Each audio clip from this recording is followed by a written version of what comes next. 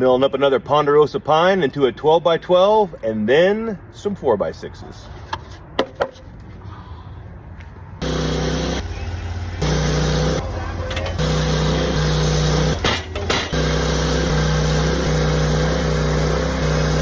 Six more to add to the stack. Stack is over there. So yeah, after we mill them, then we stack them up and then sticker them. The stickers are about 2 foot on center. Bundles of 30. Here's one that I already have. It's already got the straps on it.